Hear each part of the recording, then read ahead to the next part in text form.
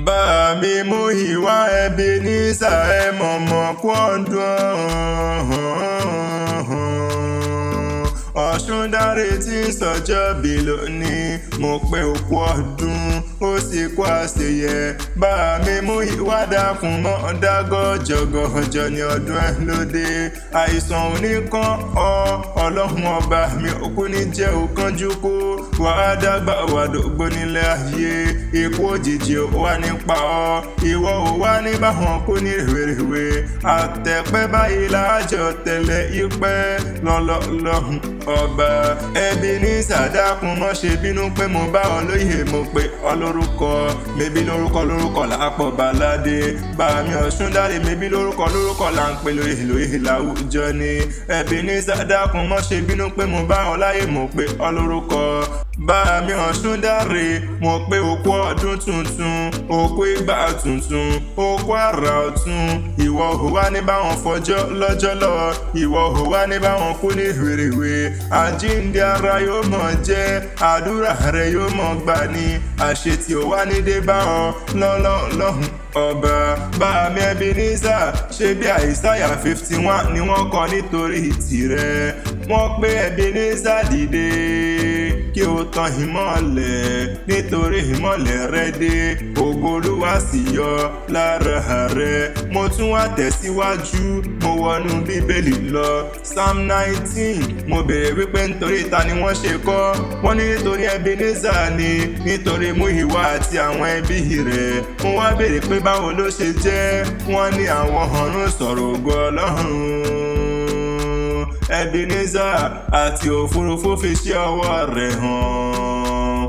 Ọjọ́ dá ọjọ́ bọ̀, ìgbà tí ọ̀run dé ọ̀run sì mọ̀. Kò sì sí ohun kan tàbí èdè kan níbi tí a kò ti gbọ́ ìró wọn.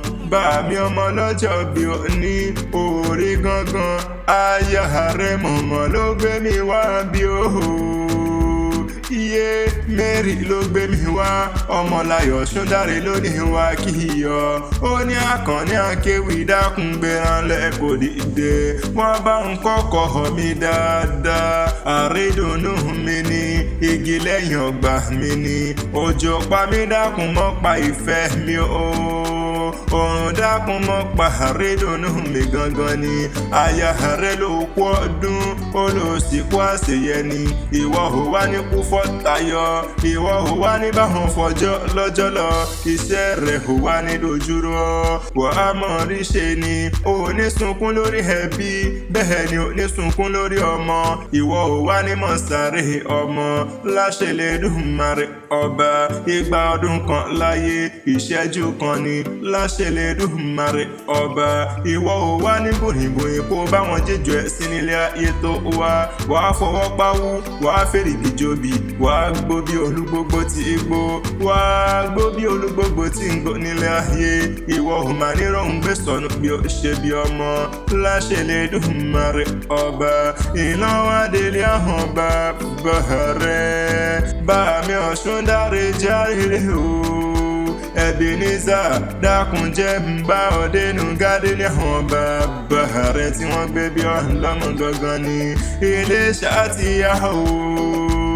Mebí Ìjẹ̀ṣà òṣèré ni ẹ̀yin lọ́mọ Ìjẹ̀ṣà òṣèré onílẹ̀ òbí. Ọmọ ẹlẹ́ni àtẹ̀ká, ọmọ ẹlẹ́ni ẹ̀wẹ̀lẹ̀. Ọmọ kékeré ọwọ́ wọn kì í mú kọyọ gan. Àgbàlagbà wọn ò gbọ́dọ̀ jẹ́ ká bá àgbà. Mo pé bí yán bá mọ̀ bí ògùrọ̀, bí ó bá ju bí ń tín. Ẹ dákun jẹ́ ká lọ rèé fún Ìjẹ̀ṣà àjẹ́. Ìjẹ̀ṣà orígi ìdáná, ilé lọmọ ẹrú ọwọ́ wọn ti mú náà roko. Ìjẹ̀ṣà ní sin tòlóńtòló, ṣe bí ẹrú bàbá tí yín ní sí pẹpẹ ẹyẹ. Mẹ́bí wọ́n lọ́mọ olóbì kan hàn wọ́wọ́ ti rí wọ́ o. Mẹ́bí wọ́n lọ́mọ olóbì kan wọ́wọ́ ti rí wọ́. Èyí tó bá fẹ́ jẹ́ ní àwọ̀ ọ̀sàpò ẹni. Èyí tí ó bá jẹ́ ní àwọ̀ sínú gbó. Ọmọ ẹranko búbu aróhùn mú jẹ ni. Mẹ́bí nínú ilé àwọn bàbá rẹ̀ tí wọ́n gbé bí ọlọ́mọ gangan ni. Èmi ò lè ṣọ̀rẹ́ Ìjẹ̀ṣà kémi má jòbí tó gbó ṣáṣáṣá. Mẹ́bí nínú gádé ní àwọn bàbá rẹ̀ tí wọ́n gbé bí ọlọ́mọ gangan ni. Bá mi Múyìwá mo ló kú ọdún. Ebenezer mo ló sì kú àṣeyẹ ni. Ọ̀ṣúndàrè ìwọ ò wá ní báwọn fọdún ilé iṣẹ́ ṣe mọ́ lágbó. gbára lọ́wọ́ lọ́hùn ọba. Ǹjẹ́ tán bá ní tari ń kọrin wíkí ọlá tẹ̀kan, mọ̀ pé Adésínà lèmi ń jẹ́. Abíbọ́lá ìtara Ifẹ̀, Àkànní Akéwì, àgbáyé lórúkọ tèmi.